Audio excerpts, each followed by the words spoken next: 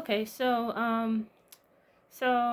I really suck at really engaging with human beings, with other Homo sapiens sapiens,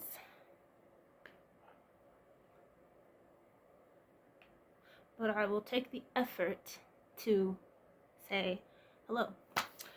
Hello. So I got back from my job not long ago, and I had another Uber driver ask me why I don't drive, and I'm gonna be honest. Yeah, I'm working on these things. So I still have honey for my. I've made tea too, so it's a little bit sticky still.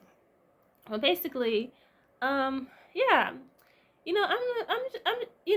first I'll feel bad because yeah, I am older and people have start driving by the time they're 16. But you know what? I have had times where I should have gotten a car. When I drive, I'm gonna have to take more lessons again though before the whole process is complete. But yeah.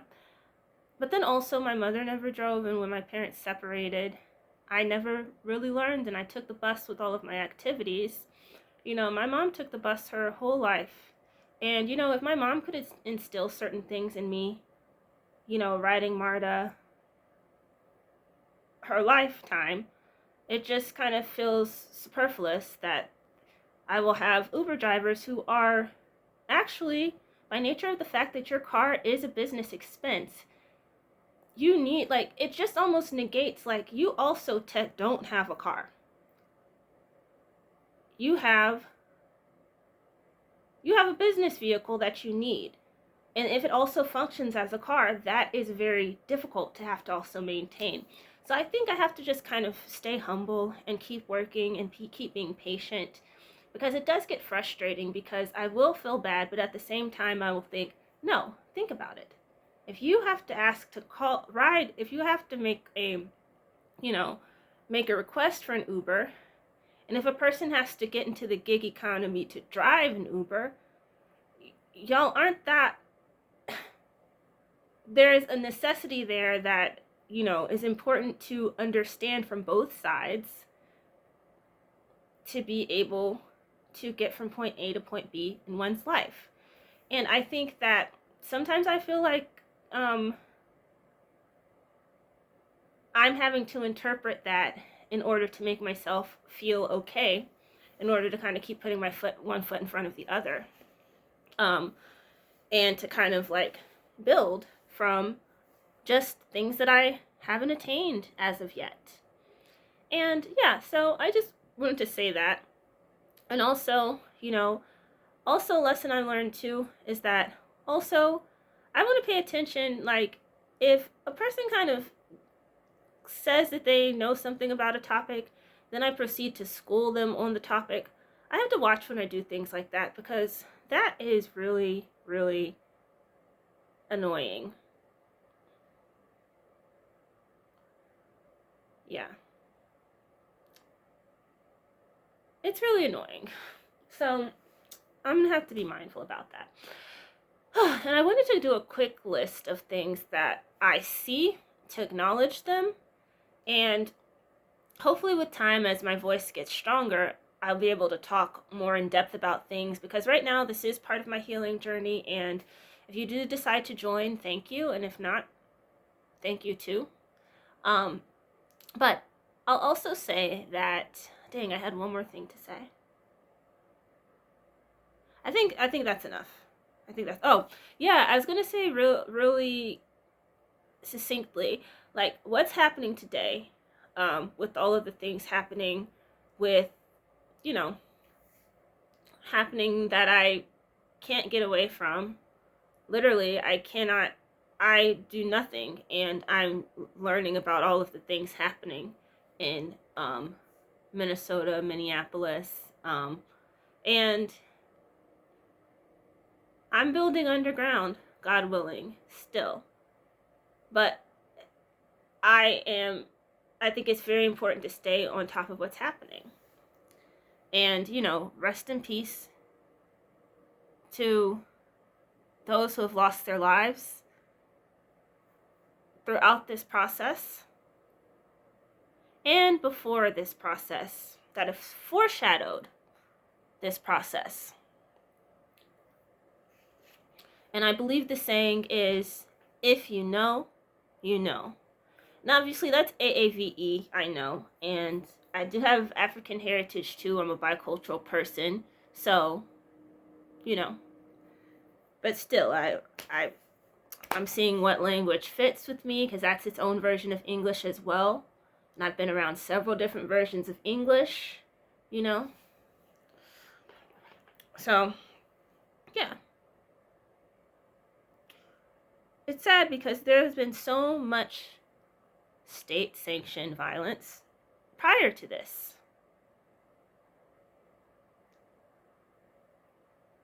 This is just the ones that people care about. But, you know, when I am being surrounded by police at a King Soopers and Elijah McClain is unalived not very far from the city where I'm in Denver, and I am okay, end up being okay after that horrifying incident, still, look at me. Why on earth are 5 white men surrounding me? Okay? White men are scary. Okay? And I'm not supposed to say black men are scary, but men are scary. Full-grown men are scary. Okay? I still say boys/men, but because I say girl/woman, but I'm sorry. This shit is scary. So it's just like crazy. So that's what I want to say. It's sad because there has been experiences prior to leading up to this really sad situation, these sad situations, and, you're out here watching, seeing how tragic it is, right? Because, look, when you are a black person, you have empathy. It's not that you don't have, it's like you have humanity, so you understand. And it's not always the case, I know. But in a sense, I think people understand that to be hurt is to be something that you don't, under the social contract that we all are part of, it's something that you don't deserve. So, the funny thing is, though, that same empathy and humanity has not been extended the other way around. Constantly, consistently. Because if it had been, so much of this choose your own adventure we wouldn't have turned to page 23 or whatever. This wouldn't have rolled out the way it did. So that's what I want to say, because, oh my God, this on top of everything is just like, oh my God, obviously it's a blessing to be alive within all of this, to not be detained. I could be like, to be, okay? And I have a whole other set of things that are in the makings, having to articulate things I come from, that my body wears, And obviously this isn't about me, but I'm saying that this is so stressful.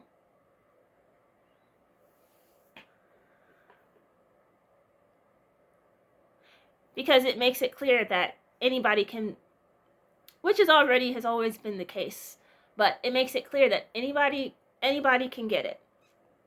Okay? And that's what I want to say. And I would just want to list some of the things that I have been thinking about that I hadn't gotten to say. I forgot, and I think this is due to, I'm working on my internalized misogyny, but I hope this isn't what this is, but it is something that I carry and I'm working on.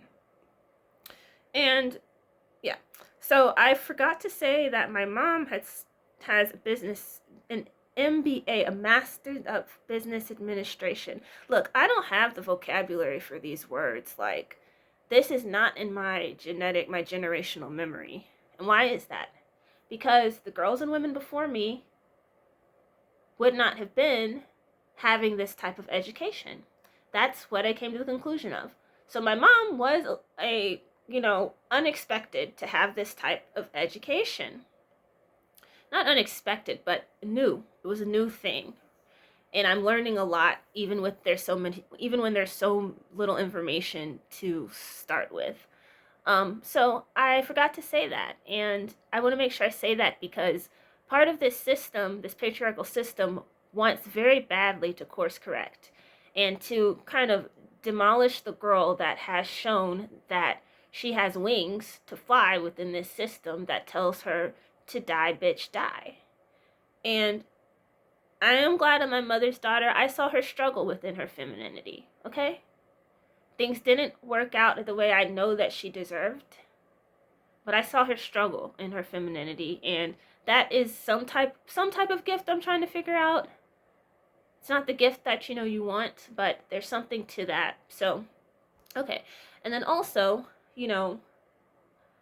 I want to be able to really infuse the legacy of Martin Luther King and his story and understand, because growing up in Atlanta, I took it for granted when I was really young, and now I know that I want to know. I need to know more. And I was fortunate to get a scholarship in the district that John Lewis represented from the Congressional Black Caucus when I was a senior in high school, and that helped me helped me at Howard University. It was $1,000 if I remember. 30327 is the zip code. And basically, yeah. So the 15th was his birthday, I know. And then the Monday is the third Monday, I think, of January. Or the following Monday is usually when Martin Luther King Jr. Day is. And then also on January 15th is something, as I start to learn more about this part of my heritage that I carry that is African, is that is also the last day of the Nigeria-Biafra War, which impacted a lot of Nigerians, which I don't even like to say the word Nigeria, which is also having issues with healthcare infrastructure, road infrastructure, kidnappings, murders, already patriarchy and girl children, which that's always been the case. Which again is why I am such an alien. The fact that my mother is my African identity in the United States. Very rare. Very rare. The patriarchy usually continues with the African boy/man immigrating to America, marrying maybe an African American woman if they're bicultural, or Caribbean woman, but it's not usually the Nigerian girl that does something like this. So call me a weirdo, okay? Alright, so what else do I have to say? Okay, so I learned also Claudette Colvin passed away, which I learned about her a few years ago, where she sat on the bus before Rosa Parks. But as we know, when it comes to Black history in the United States, or history towards colonization in African countries or wherever, these things like this, I think, end up happening. And I think that it's sad to see a picture of a dark-skinned girl looking at you, looking like a little blurred girl with her, if I remember, her glasses and her cute smile. And it reminded me of, actually, if I remember, the video with Outkast from some years ago called Roses, and they had yearbook pictures. It reminded me of that kind of period, which was that period. Yeah. And that, her skin tone is going to play a part in that, because we know that the United States is colorist, Black people are colorist, and we kind of understand that sometimes presenting the person that you think is going to have the biggest chance to make waves without causing a stir, you kind of see that that's what is being unspoken, and you follow through with that messaging that you see and know. So, she was darker skinned than Rosa Parks. She was very young. She didn't have the same social clout and connections, and skin tone does tend to have to do with that historically. from what I have learned in the United States, and globally at this point. And what else? You know, in the scandal, she was actually pregnant by an older man. So wouldn't that be statutory rape? Of course, I don't know when that term was on the legal books, but regardless, I don't like that. So she's experiencing abuse as a young girl, and even till today, this hasn't been actually called out for what it is. Okay? She's experiencing SA as a young girl. So, you know, so rest in peace, you know, Claudette Colvin too. Then what else? I think that's basically it. Yeah. So I'm gonna finish up and yeah, and kind of really